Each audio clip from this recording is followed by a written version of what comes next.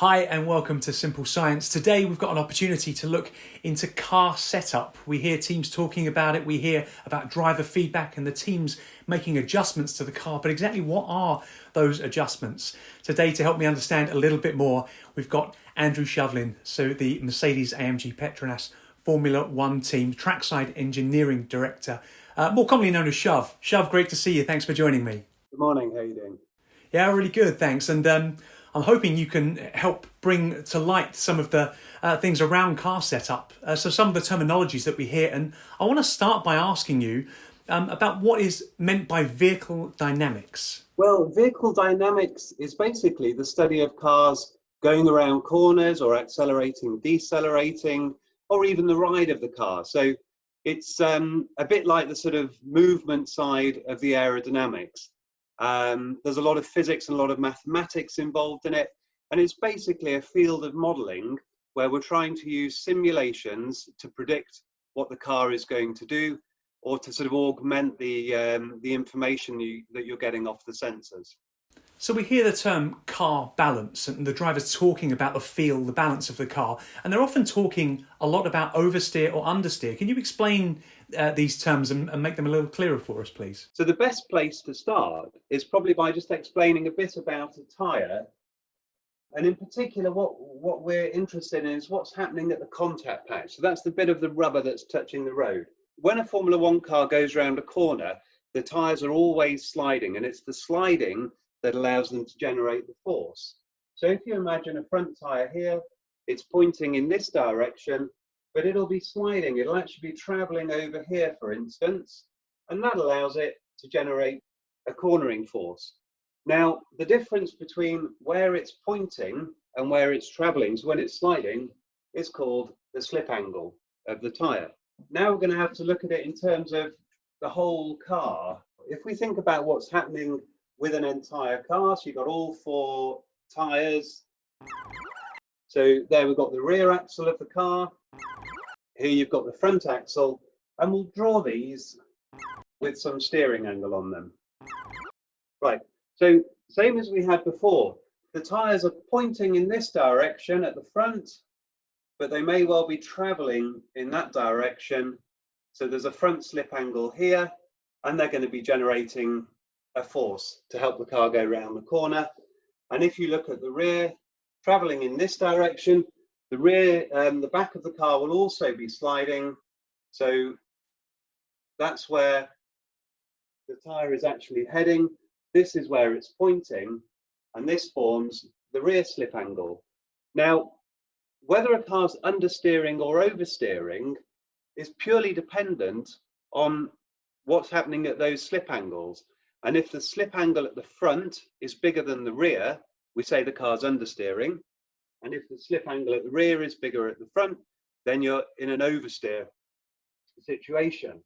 The other interesting thing with understeer or oversteer is if you're understeering and you're driving in circles and you get faster and faster, those circles will get bigger and bigger. If you're oversteering and you're going in circles getting faster and faster, they'll actually get tighter and tighter. And an oversteer car is less stable. So you often hear the drivers complaining about that. But equally, when you've got too much understeer, you can't put the thing where you want it. It just won't turn in. It won't grip to get the front end to go around the corner correctly. And understeer can be a problem.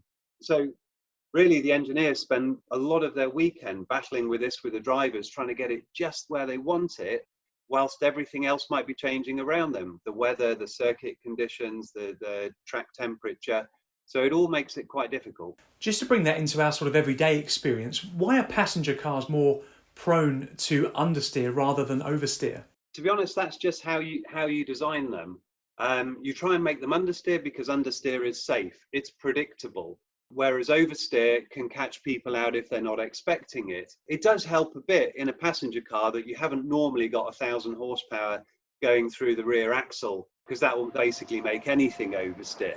But in road cars, as with racing cars, you tune them to get the balance right. It's just that that's done by the manufacturer. So Mercedes, for instance, will do that with all their road cars. They'll do an awful lot of testing before they sign them off, making sure that balance is right. The difference is you haven't got a cupboard full of springs and bars in your garage where you can start to play with it in the way that we can. To help give the driver a more predictable car, basically, but can they affect the predictability of the car with settings on the steering wheel? Yes, they can, and there's two main ones that they use.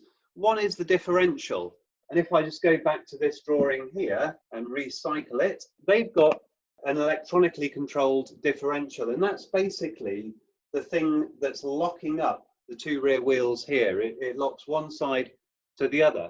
Now, when a car's going around a corner, if that's the center of rotation, this wheel doesn't have to travel as far as this outside wheel.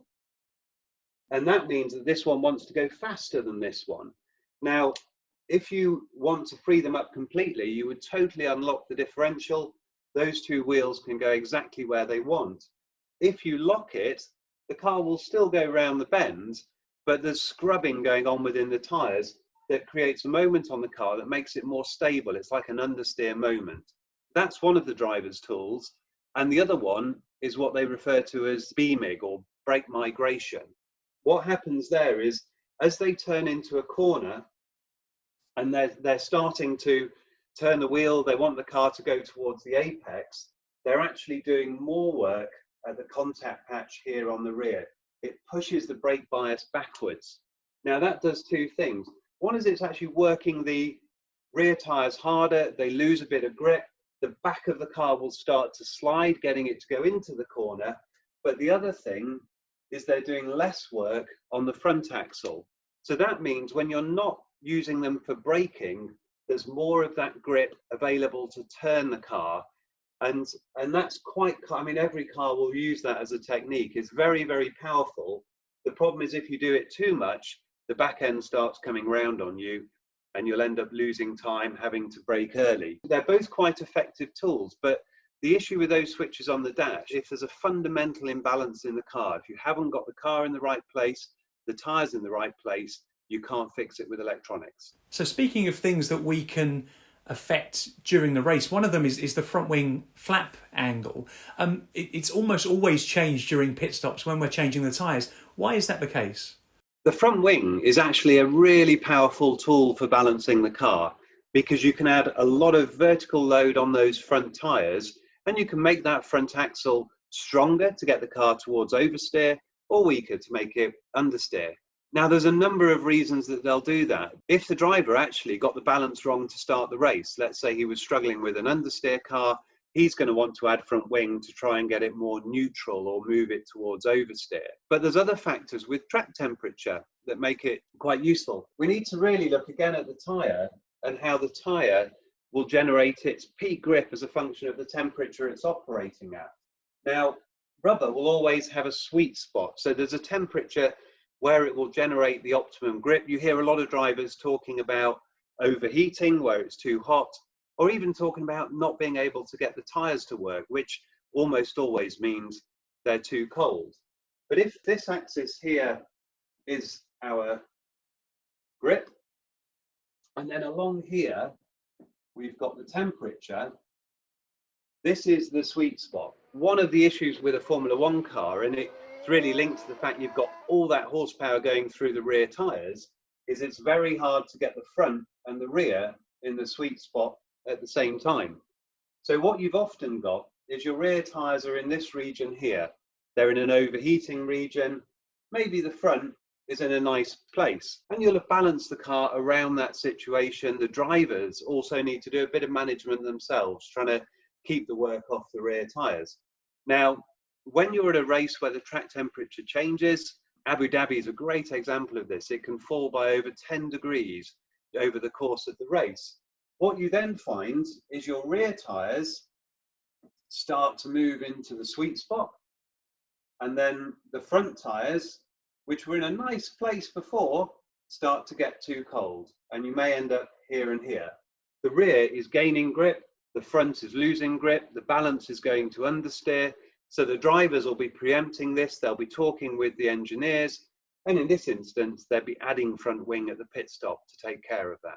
Going back to the fronts not working, how can we then try engineers and drivers to get them back into that sweet spot, as you called it? Well, there's a few tools we've got. It is difficult, as I said, because at the back of the car, you've got all that horsepower, and that acts as a heater. It's putting a lot of temperature in those tyres.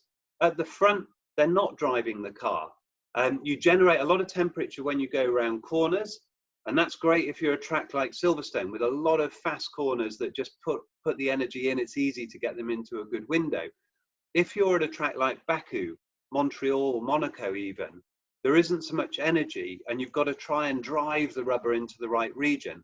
The most powerful tool we've got for that is really using the heat from the brakes. So you'll often see teams changing the cake tins. So those are the drums that go over the brakes, and some of them will be completely solid. There's no way you can see the brake, but others will have cutaways and ducts in them. And those will allow the hot air from the brakes. Now remember, the brakes can be 1,000 degrees centigrade end of braking. The air coming off those discs is going to be hundreds of degrees centigrade. And if you can get that onto the rim, the heat then goes from the rim and works its way through to the tyres, and you can actually get quite a lot of temperature that way. The drivers can also change how they're driving. If you just overslide the front, you go to a high slip angle, doesn't really generate any more grip, but you go to a high slip angle, that sliding will still generate temperature. So there's a number of tools you've got, and we can also move the brake balance forwards and backwards. But as I said, there are some circuits where it's difficult to get them in the right region, and occasionally you've got to accept that we can't get them at the right temperature, the perfect temperature, and we need to balance the car around the fact that the rubber's not going to be hot enough. Another term that I've heard around car setup is kinematics. What are kinematics exactly? Kinematics, well, that's basically studying what's happening with the motion of the suspension. But what it's really all about is what's happening at that contact patch in its optimum condition. If you imagine the car going along in a straight line, you often see you can actually see the camber on these cars, because Formula One cars run with quite a lot of camber, and you'll see the tyre will be there and it's cambered over. Now, when you get into a cornering condition, a few things happen. One is there's a lot of roll on the car, because if you're doing 4G, that's a huge amount of force that you're having to basically resist. And the outside of the car goes heavy, those tyres see a lot of load. So you'll see that tyre stand up quite a bit. And this is the outside tyre that we're considering. But the outside tyre is the most important one because it's got the most load on it. It can therefore generate the most cornering force. The other thing you'll start to see is you get a distortion here. What's going on? The contact patch is generating a lot of load. It's dragged across. You'll design a suspension to try and put that camber back in often. In a high-speed corner, you're using the fact that at the rear of the car, you've got a lot of motion, and you can design a car that when the ride height drops, the camber goes up, and on that outside wheel, it's putting that camber back in place. Once you can start to understand how the tyres generate force in a given load condition, what's the optimum camber angle, you can then start to design a suspension to suit a given tyre. And if we changed from a Pirelli tyre to a different manufacturer, or even if Pirelli make a big change to their tyres, it may be that you've got to redesign your suspension to make sure that they spend most of their time in that optimum condition. We're seeing the virtual world used more and more, and simulation. How much setup work can we actually achieve, real setup work in the virtual world, and what can't we simulate? The reality is you can simulate most things, but the problem is they're just a simulation. They're never quite the real world. The important bit really is understanding how to use those. Given that there are limitations, you try and make them as accurate as possible. You're obviously only as good as the data that you're putting into them, but it's really understanding how you can use those to both develop the car, but also where the driver's involved to help you get it set up correctly for a race weekend. And these days, some things are very easy to do really, like wing levels. They're not that difficult. We've got very good data from our wind tunnels. We know the speed range of the corners at the circuit, and you can make a pretty informed choice of your wing level. The things that will drive you to change it might be just concerns about overtaking or something. Or if you're struggling to get the tyres to work, you might carry a bit more downforce. What's quite difficult is simulating things like the balance of the car, because it's dependent on so many factors. And you will know from many race weekends where a driver will say it just wasn't the same car today. The engineers might not have changed anything on it, the mechanics haven't touched it, but you put it out on track, different temperature, different wind direction, and it behaves very differently. So those are kind of the things that we're battling against really with the simulations, but they are a great tool. They do help you these days where we can't run the cars as much. We can't do as much testing, so you try and do that work on the driver in loop simulator or just running models without a driver. In that respect, if we do arrive with what we think is decent simulation and a good setup, but we arrive at track and the conditions aren't as expected, the car isn't well balanced at all, what's the first thing that you would change? Before we jump into changing anything, the first thing we try and do is understand why it's not what we expected. 9 times out of 10, it's normally the tyres aren't quite doing what you thought they would do, because they're one of the biggest variables. If they're not in the right region, the car won't be working correctly. But as I said, we've got simulation data. We can look at the speed traces. We could see where are we losing the most time compared to our simulations. That might give us a clue where we should be looking. We can also compare a lot of the things like the temperatures in the tyres, the travel in the suspension. So those things need checking. And also at the same time, would have people looking at the aerodynamic performance of the car, saying, is the car working in the way that it should based on the wind tunnel? So lots of checks, but as I said, before you jump into changing something, you try and understand it. If the session's ticking along and we still don't know why the car isn't behaving as we'd expect, the engineer would then probably say to the driver, well, shall we just make a change to make it more stable so we can get on with a bit of running, do a bit of learning. Now, in an ideal scenario, you turn up on a Friday and the car would be set up absolutely perfectly. But then, of course, we know there's track evolution, that the track will rub it in. Does that make the car more prone to oversteer or understeer? Well, that really depends on what's going on with the tyres. But as a general rule, as the track rubbers in, the grip comes up, you can put more front end into it. And often it would actually go more understeery. The rears would start to work better. There might be a bit less overheating. But it's difficult to say it's a hard and fast rule. And again, you're kind of tracking it over the course of the weekend, trying to predict what's going to happen.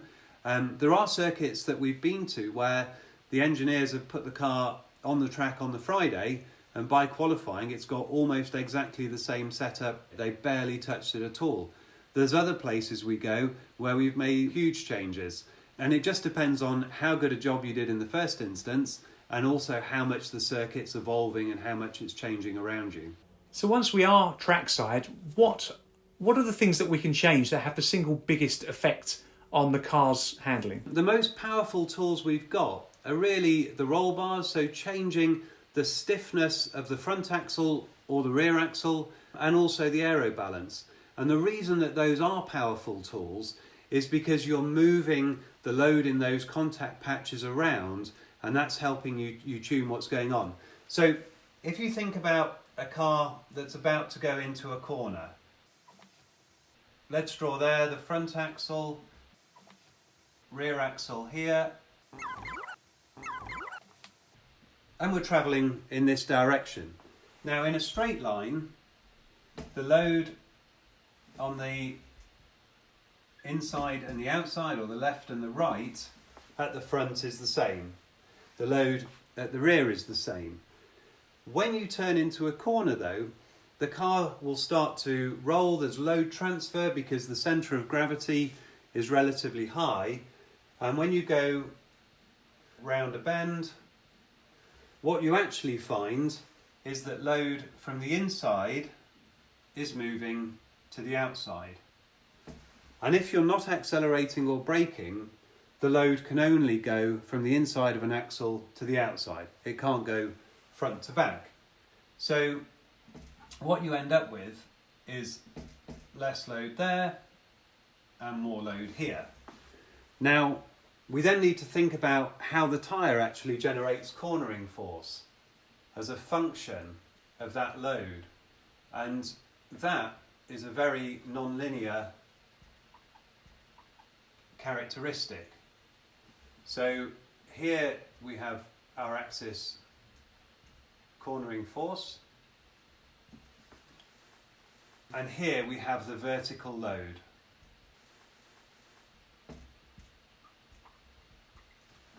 So as you're going in a straight line, you might have, for instance, both front tyres generating the same or seeing the same vertical load. And if they kept that vertical load in a cornering condition, they'd both generate the same cornering force. But because of that transfer, what happens is the outside one moves to a higher vertical load, the inside one moves to a lower vertical load, and the amount gained on one is the amount that you reduce from the other. But because of the non-linearity, you've lost a lot of cornering force potential on that inside tyre, and you've only gained a small amount on the outside. The sum of those two is less. Lots of load transfer on an axle reduces its grip potential. How do you use that on the car? Well, if for instance you made the rear axle infinitely soft, there's actually no stiffness there. The rear wheels can do whatever they want. The front is having to generate all the resistive moment that stops that roll. And what would happen in this example, the soft rear, the load in those wouldn't actually change, but what you get on the front is a big increase in vertical load on the outside tyre. That's very, very heavily loaded and would actually be saturated, which is just where it can't generate more force. And in all probability, if you'd gone for no stiffness at the rear, this inside wheel would be off the ground. So that would create an understeery car. You've got the rear in a lovely condition, but the front's really not in great shape, with this outside tyre doing all the work. And the same is true in reverse. If you want the car to oversteer, you go for a stiffer axle at the rear, you're lifting the inside, you're overworking the outside, but it's giving the front an easy time. And that's the main thing that we're playing with roll bars. And as I said, the aero balance is also important. Well, if you add front wing angle, what you're doing is you're increasing both of these, both of the load at the inside and the outside contact patch on the front. So you're just adding to that. It's going up further, and that's just a net increase basically. There's no real loss to that, other than if you go too far, you've got too much front grip, you've not got enough rear, and you've got an oversteer car that's difficult to drive.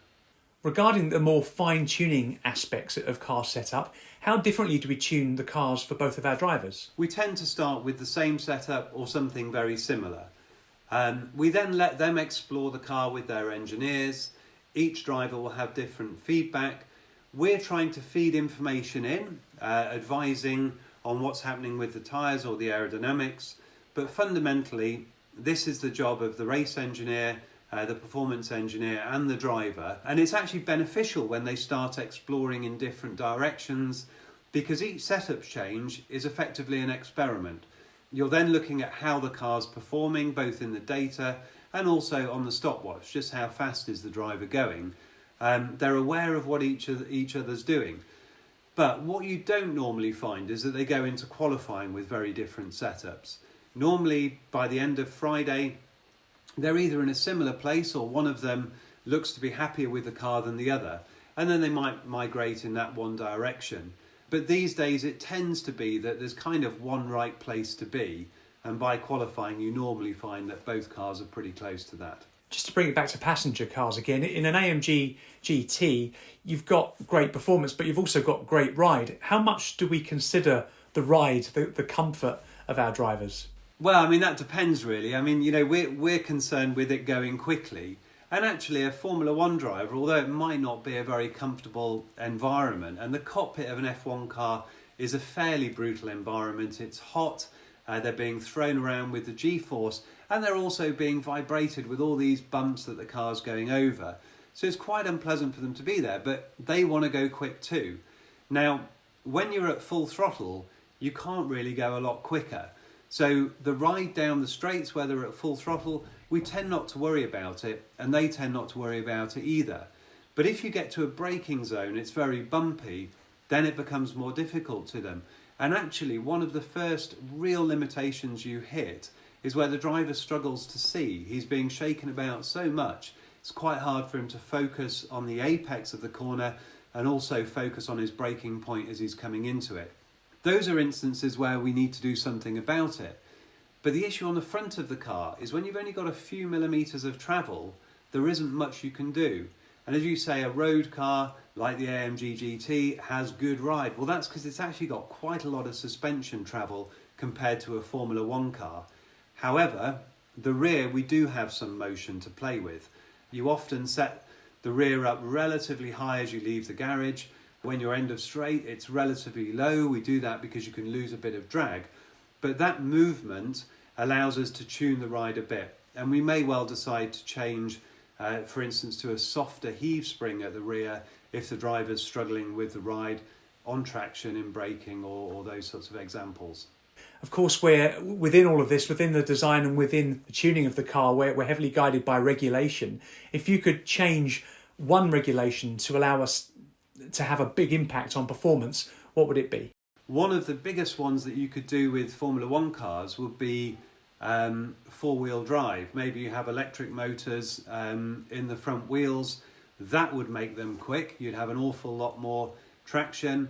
The other thing is if you can brake wheels individually, you start to have like an anti-lock braking system. You can build a stability control system, and there you can use the braking force to turn the car. Now, both of those two things will make a huge difference to the performance of the car. They're very interesting exercises for engineers. We love something new to get our teeth stuck into, but the problem is they probably wouldn't improve the show. And I think in terms of watching the drivers in the car now, it's great to see them working without traction control. They're able to slide the car a bit more. They make mistakes. The electronics are having much less impact these days than they would have done 20 years ago, even 25 years ago. So it's actually quite good. I think for the show, we've probably got it right now, where the cars, in terms of the vehicle dynamics, are actually quite simple things. Well, it's lovely to hear you finish on saying they're quite simple things. It certainly doesn't seem that way from my side, listening as a non-engineer, but fascinating to get some insights from you into car setup. Shov, thanks so much for your time. Thank you very much.